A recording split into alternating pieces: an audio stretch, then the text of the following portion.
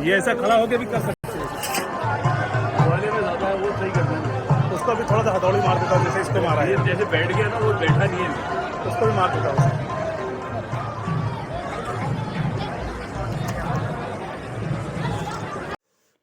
السلام علیکم ورحمۃ اللہ وبرکاتہ. میرے سبسکرائبرز، میرے ویورز اور دنیا کے تمام مسلمان کلمہ پڑھنے والے، آپ سبھی کو میرا السلام علیکم ورحمۃ اللہ وبرکاتہ. آپ سبھی ویورز کا، آپ سبھی سبسکرائبرز کا میں خوش آمدید کرتا ہوں اپنے چینل شیخ محمد بلاگس میں. دوستو، آج کا ہمارا ایک ٹاپک ہے. آج کا جو ہمارا ٹاپک ہے وہ ٹاپک ہے خدا کے گھر میں بے حرمتی. بہت تکلیف ہوتی ہے اور بڑا ہی درد ہوتا ہے اس وقت جب دیکھتے ہیں ایک ایمان والے دوسرے ایمان والے کے اوپر ظلم اور اتیاچار کرتے ہیں. اللہ کے رسول جناب محمد رسول اللہ صلی اللہ تعالی علیہ وآلہ وسلم نے ہمیں ایمان کی، محبت کی، اصلاح کی، بھائی چارے کی اور اسلام کی تعلیمات سے سرفراز کیا. آج ہم لوگ شیاطین فرقوں میں، فتن و فساد میں اور اپنے اپنے مشلقوں کے پیچھے اس طرح سے اپنے آپ کو وقف کر دیے ہیں کہ ہم لوگ یہ بات کو بھول چکے ہیں کہ محمد صلی اللہ تعالی علیہ وسلم کا سیرت کو بھول چکے ہیں. ان کے حیات زندگی کو اپنے ذہن سے نکال چکے ہیں. اللہ کے رسول نے جس دین کے لیے اپنی پوری زندگی وقف کر دی، اللہ کے رسول نے مسلمان کو صحیح کانسیپٹ سمجھایا،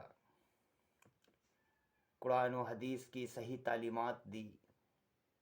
آج ہم مسلمان قرآن کے ہوتے ہوئے، حدیث کے ہوتے ہوئے، آج ہم پوری دنیا میں رسوا ہو رہے ہیں، پوری دنیا کے اندر ذلیل ہو رہے ہیں، پوری دنیا کے اندر ہماری مذاق بنائی جا رہی ہے اور پوری دنیا ہماری تماشا دیکھ رہی ہے. آخر ایسا کیوں ہوتا ہے؟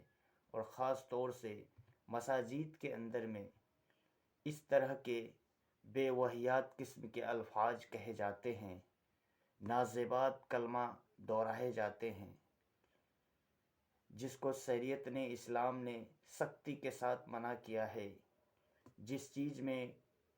جس چیز کو اسلام سختی کے ساتھ منع کیا ہے اس چیز کو آج مسلمان سرعام کرتے ہیں اور بڑے ہی شوق کے ساتھ کرتے ہیں. اس پر مجھے پیارے حبیب محمد صلی اللہ تعالی علیہ وآلہ وسلم کا ارشاد یاد آ گیا. اللہ کے رسول کا حدیث ہے، جب تمہارے قلب سے، جب تمہارے سینے سے ایمان نکل جائیں گے تو فرعون اور صداد کے جیسے بادشاہ تمہارے اوپر مسلط کر دیے جائیں گے. میں دنیا کے تمام ان مسلمان سے اپیل کرتا ہوں، اور میں ایک ادنا فدنا فقیر ہوں، میری کیا اوقات کہ میں ہندوستان کے اور دنیا کے تمام دیگر مسلمانوں سے کو میں یہ بات کہہ سکوں، انہیں یہ سمجھا سکوں. میری کیا اوقات.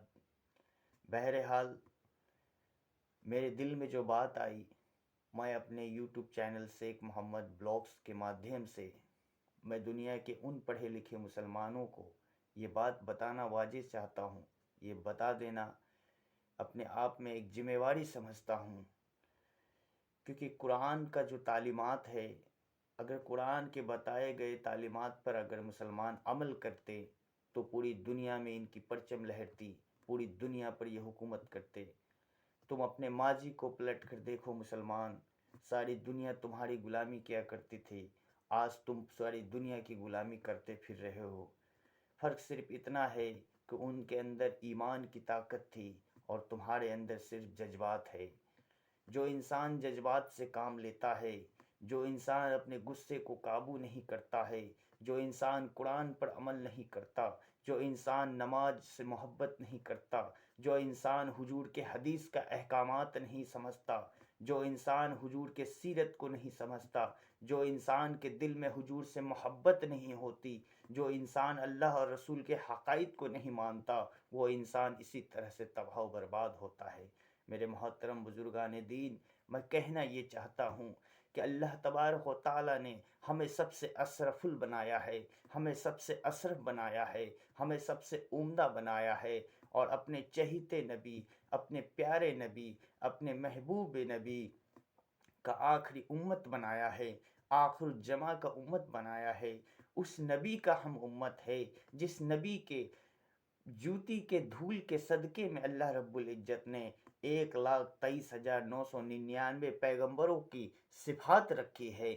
ہم اس نبی کے امتی ہیں۔ میرے محترم بزرگوں دوستو، ذرا سوچے، ذرا سمجھے، ذرا غور و فکر کرے۔ اللہ تبارک و تعالیٰ یہ کبھی نہیں چاہتا کہ ہمارے بندے جہنمی ہو، ہمارے بندے جہنم کے ایندھن بنے۔ اللہ تبارک و تعالیٰ یہ واحد ایک ایسا ذریعہ ہے، انسان کو سمجھنے کا ضرورت ہے کہ ایک انسان تاعمر گناہ کرتا ہے، تاعمر ان کی گناہ ہوتی رہتی ہے، لیکن انہیں جلد سے جلد اللہ سزا اس لیے نہیں دیتا کیونکہ اللہ چاہتا ہے کہ کم سے کم یہ توبہ کر لے۔ انسان اگر گناہ کھلے عام کرتا ہے، انسان اگر لا تعداد گناہ کرتا ہے، تو وہ انسان کو یہ چھوٹ رہتا ہے کہ وہ انسان توبہ کر لے۔ شاید یہ آج توبہ کر لے گا، یہ کل توبہ کر لے گا، لیکن جس انسان کے قلب میں مہر لگ چکا ہے وہ انسان کو توبہ نصیب نہیں ہوتا۔ جو انسان حرام کی خانے کی عادی ہو جاتا ہے، ان کے قلب پہ مہر جبت ہو جاتا ہے، وہ انسان کو کلمہ نصیب نہیں ہوتا۔ میرے محترم بزرگوں دوستو، اللہ تبارک و تعالیٰ نے ہمیں اشرف المخلوقات بنایا ہے۔ اللہ تبارک و تعالیٰ قرآن میں ارشاد فرماتا ہے، جب کوئی میرا ہو جاتا ہے تو میں اس کا ہو جاتا ہوں۔ میرے محترم بزرگان دین، ذرا ان بات کو سمجھے۔ اللہ تبارک و تعالیٰ کے ان ارشاد کو آپ ذہن میں اتار لیں اور اس بات سے آپ خود فیصلہ کریں کہ اللہ تبارک و تعالیٰ ہم سے 70 ماؤں سے زیادہ محبت کرنے والا۔ اے میرے بندے، تمہاری جو ایک ماں ہے جس نے تمہیں جنم دیا ہے وہ تم سے بے انتہا محبت کرتی ہے، لیکن اللہ تبارک و تعالیٰ جو ہے تمہارے ایسی 70 ماؤں سے زیادہ محبت کرتا ہے، تو وہ اللہ تبارک و تعالیٰ بھلا کیسے سوچے گا، یہ کیسے برداشت کرے گا اللہ کہ ہمارا بندہ جس کو ہم نے اشرف المخلوقات بنایا ہے وہ بندہ جہنم کا ایندھن بنے، وہ بندہ جہنم کے مستحق ہو جائے۔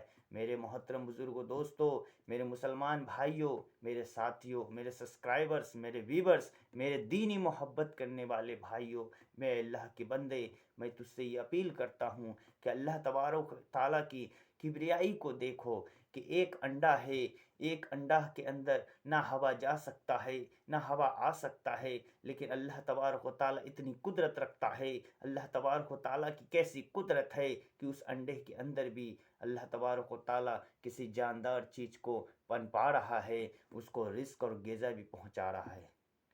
اے اللہ کے بندے، ذرا سوچو، ذرا سمجھو کہ اللہ تبارک و تعالیٰ کی کیا قدرت ہے، اللہ تبارک و تعالیٰ کی کیا کبریائی ہے۔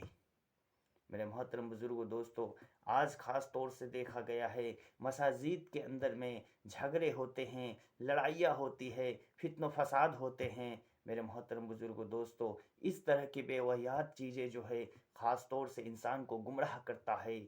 اللہ تبارک و تعالیٰ کا نیک اور مومن کامل بندہ وہ ہے جس کے اندر تقویٰ ہے، جس کے اندر پرہیزگاری ہے، جس نے قرآن کو سمجھا گویا اس نے اللہ کو پہچانا، جس نے حدیث کو سمجھا گویا اس نے نبی کو پہچانا، جس نے تقویٰ اختیار کیا گویا اس نے وہ انسانیت کے راستے کو اپنایا۔ جس کے اندر اخلاق ہوگا، جس کے اندر محبت ہوگا، جس کے اندر دین کو سمجھنے کی تلقین ہوگی، وہی کامل اور مومن ہے، وہی کامیاب انسان ہے، وہی پرفیکٹ پرفیکٹ انسان ہے وہی کامیاب اور سکسیسفل مومن ہے۔ اللہ تبارک و تعالیٰ کے نزدیک اگر کوئی بہتر مومن ہے، اگر کوئی افضل مرتبہ رکھتا ہے تو وہ ہے اللہ سے محبت کرنے والا مومن۔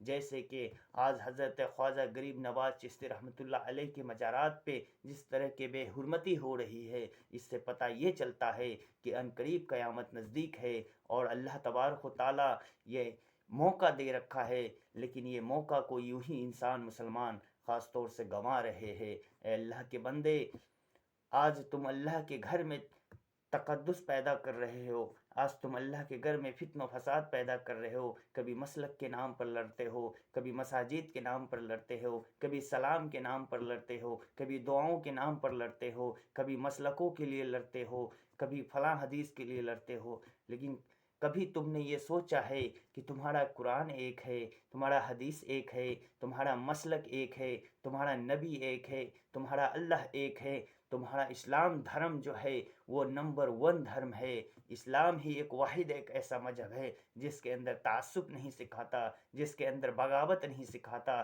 جن دنیا کے ان تمام مذہب کے اندر کوئی ایسا مذہب نہیں ہے جو اسلام کے برابر ہو، جو اسلام سے آگے ہو، جو اسلام سے آگے نکل گیا ہو، جو اسلام کو مات دے رہا ہو، جو اسلام کو دبانا چاہتا ہو۔